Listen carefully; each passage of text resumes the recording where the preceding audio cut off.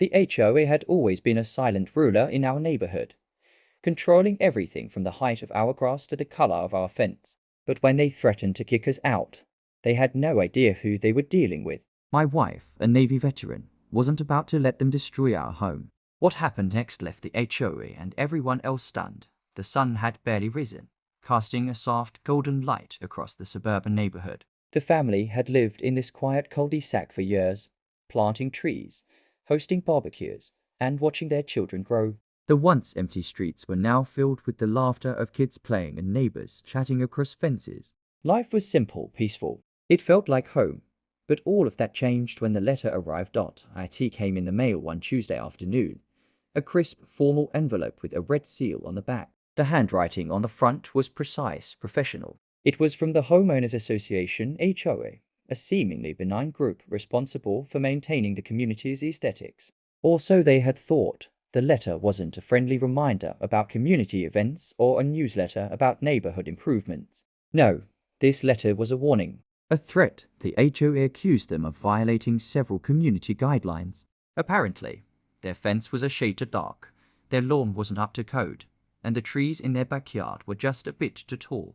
There were specific codes they hadn't known about, hidden in the fine print of the HOA rules. Their once peaceful life was suddenly under attack, and they were given a stark choice: fix everything within 30 days or face legal action. The family sat in stunned silence, staring at the letter. They had never been the type to break rules or stir up trouble. They were just a family trying to enjoy their life, their home. But now, it seemed like the HOA wanted to push them out. The more they read the letter, the more they felt as though they were being suffocated. They had to do something. But what? Who could stand up to the HOA? Their neighborhood wasn't new to these kinds of issues. For years, whispers had floated through the community about the HOA's overreach. Residents had been fined for trivial things: a slightly crooked mailbox, a hedge that grew an inch too tall, a flower pot left on the porch for too long. Some had even been forced to sell their homes. The stories were unsettling, but no one dared to speak out. The HOA was a silent, looming giant, and everyone was afraid of its wrath. Now, the family realized they might be next. Days passed, and the tension in the house grew. The letters kept coming: notices of fines, more threats. The once peaceful neighborhood had become a battleground, and the family was caught in the crossfire. They tried calling the HOA, but their calls were ignored. Emails were met with silence. No one would listen to their side. They were just a number on a list, another family to be pushed out of the way. But then, one night, things began to change. His wife, Clara, had always been the calm in the storm. She was the one who kept their lives organized, who handled the small details that made everything run smoothly. But there was more to Clara than anyone knew. Before becoming a mother and a wife, Clara had served in the Navy. She had risen through the ranks, managing high-stakes situations with confidence and strategic brilliance. She had seen things that most people could never imagine. Her calm demeanor masked a strength that few ever realized she possessed. As the pressure mounted, and the family's frustration grew, Clara quietly took matters into her own hands.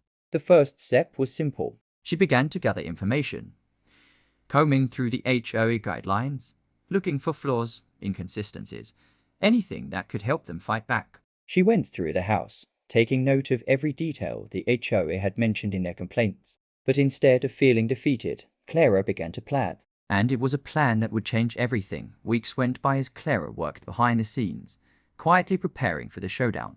The family tried to ignore the mounting stress, focusing on the children, trying to keep things normal. But Clara was far from passive. She reached out to lawyers, spoke with neighbors who had faced similar issues, and even visited the local library to research the legalities of HOA overreach. She knew they weren't just fighting a system.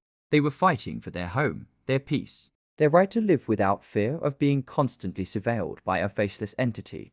As the deadline for the HOA's demands drew near, Clara had crafted a strategy. She wasn't going to let them push her family around anymore. She wasn't going to stand by while they took away everything she had worked so hard for. She had a plan that would not only protect her family, but also expose the HOA for what they were, a bully hiding behind their bylaws.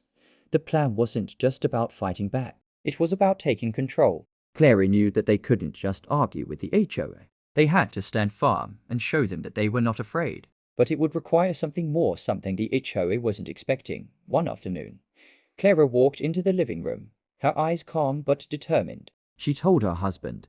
It's time. She had decided to confront the HOA head-on. But she wasn't going to do it as just a concerned homeowner. No, she would show up as the woman she had always been. A Navy veteran, a strategist, and a force to be reckoned with. The next day, Clara went to the HOA's monthly board meeting, but not in jeans and a t-shirt. No, she dressed in her full Navy uniform, complete with her medals and insignia. Her presence was a stark contrast to the board members in their business suits, who sat around the table, looking smug and superior. They weren't expecting this. They weren't expecting someone who had faced much bigger battles than a broken fence or an overgrown tree. When Clara walked into that room, every head turned. The board members, who had been used to intimidating homeowners with their legal jargon and empty threats, suddenly felt the weight of her presence. The room fell silent as Clara calmly walked to the front of the room, standing tall and unwavering. Her uniform spoke volumes, but it was her demeanor that truly commanded respect. She began to speak, her voice steady and clear. I've spent years serving my country, facing far greater challenges than any of you could imagine, and I'm not going to let a group of self-important individuals tear my family apart over nonsense. I've reviewed the bylaws. I've consulted with lawyers, and I know my rights. The board members looked at each other, uncomfortable, unsure of how to handle someone who wasn't intimidated by them. Clara didn't raise her voice, but her words cut through the room like a sharp knife. She pointed out the inconsistencies in the HOA's rules, the unfairness in their treatment of families, and the legal boundaries they had overstepped. She didn't need to yell. She didn't need to beg for her home. She simply laid the facts out, one by one, and the more she spoke, the more the board members shifted uncomfortably in their seats. As Clara's words echoed through the room, the power dynamic shifted. What had once been a one-sided conversation, a demand from the HOA, followed by fear and compliance, was now a battle of equals. The HOA had underestimated her. They had assumed she would cower, that they could break her spirit with their threats. But Clara was not like the others. She had seen worse. She had fought battles bigger than this. And she was not backing down. The meeting ended in chaos. The board members, rattled and unsure, voted to rescind their demands. They realized they had overplayed their hand, and now they were the ones who were cornered.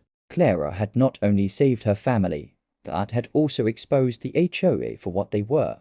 A group of bullies who thrived on fear and control. The news of Clara's triumph spread through the neighborhood like wildfire. Neighbors who had once been too scared to speak up came forward, expressing their gratitude and admiration. They had witnessed something extraordinary. A woman who had fought back, who had not allowed herself to be bullied, who had protected her family against an unjust system.